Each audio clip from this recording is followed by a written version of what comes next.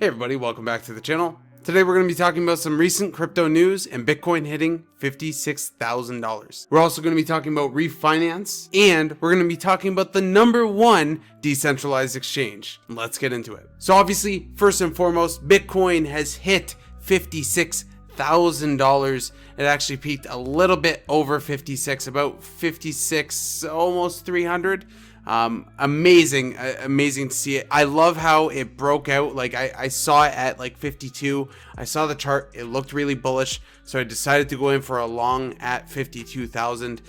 I did not expect it to go to where it is and break all-time highs and go into price discovery. It's been crazy seeing Bitcoin where it is. I'm super pumped. I hope all of you are super pumped as well, because obviously after Bitcoin goes through these pumps, we get ridiculous pumps in altcoins. So be ready, because we are going to see some projects fly over the next couple of weeks. I do think Bitcoin is going to hit 60K within the near term, probably in the next couple of weeks. Then we might see a little bit of a correction, who knows? So stay tuned for that. Next, guys, I would like to address the AMA from the Reef Finance CEO, Denko. Now, I just, my first impressions of this CEO is he's a very tech-oriented person.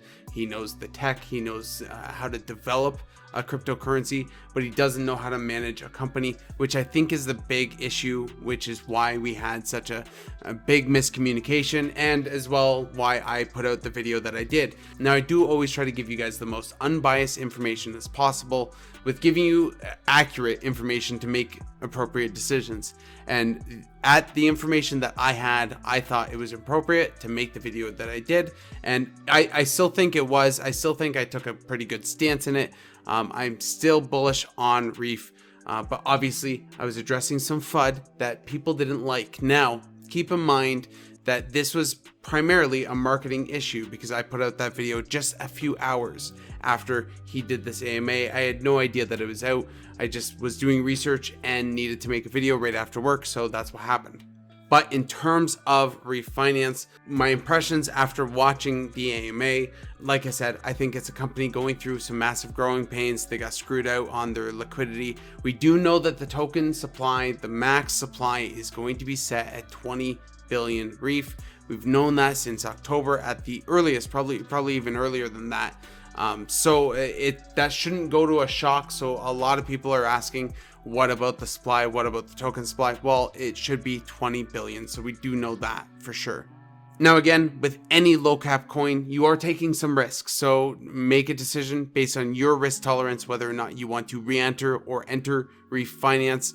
I will say that I have re-entered refinance at the exact same capacity that I was before, and now I'm continuing to dollar cost average, as I know now a little bit more of the situation, and I'm able to make an appropriate decision to handle the risk. And I think right now it's worth my personal risk tolerance to enter back in. But I will keep everyone updated, so if you are waiting, I will make sure to update you guys. But there's important things to note about Reef and the refinance protocol. I really like the platform. I really like the vision. I really like what we're trying to do, and having DeFi accessible to the average person, just like other tokens. I believe Wi-Fi does the same thing.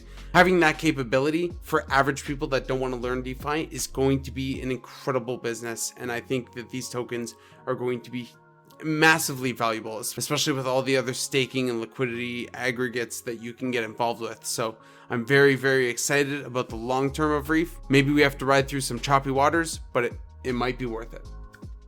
In terms of other tokens hitting all-time highs, we do have Ethereum hitting all-time highs, but it's really struggling to get to that $2,000 mark. Obviously, it's hit up in the almost 1970, but it hasn't quite hit the 2K.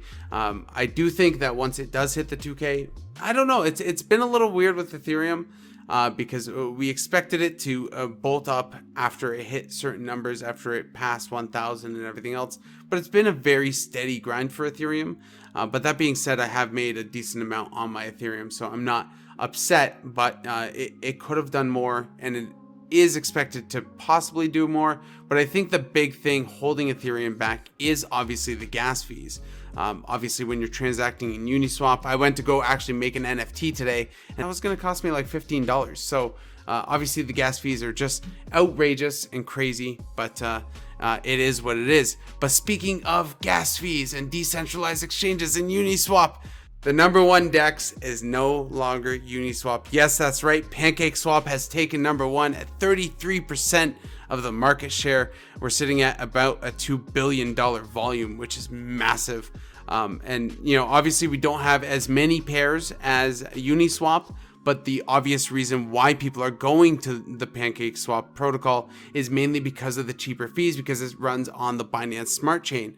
Now, what does this tell me? Because obviously this is why Binance is pumped. This is why Cake is pumped. And by the way, if you bought Cake when I told you to buy Cake, so I hope you're enjoying your $20 cake. But the reason why people are heading here is because of the low fees. And this just makes me so much more bullish on Polkadot and Cardano. Because once those decentralized exchanges are out, it is just going to blow away DEXs like Uniswap. And I truly think that gas fees are what is holding ETH back from really pumping.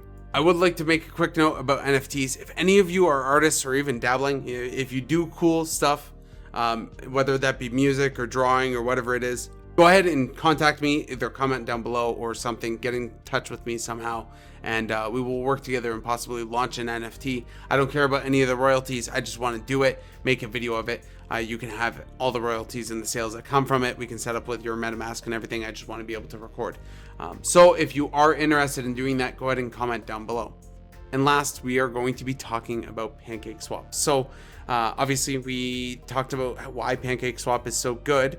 Now I do want to mention Pancake Swap because I often get asked by Americans where we can buy Reef. Now the thing to note here is I'm Canadian, so I can obviously buy it from Binance, but unfortunately you can't.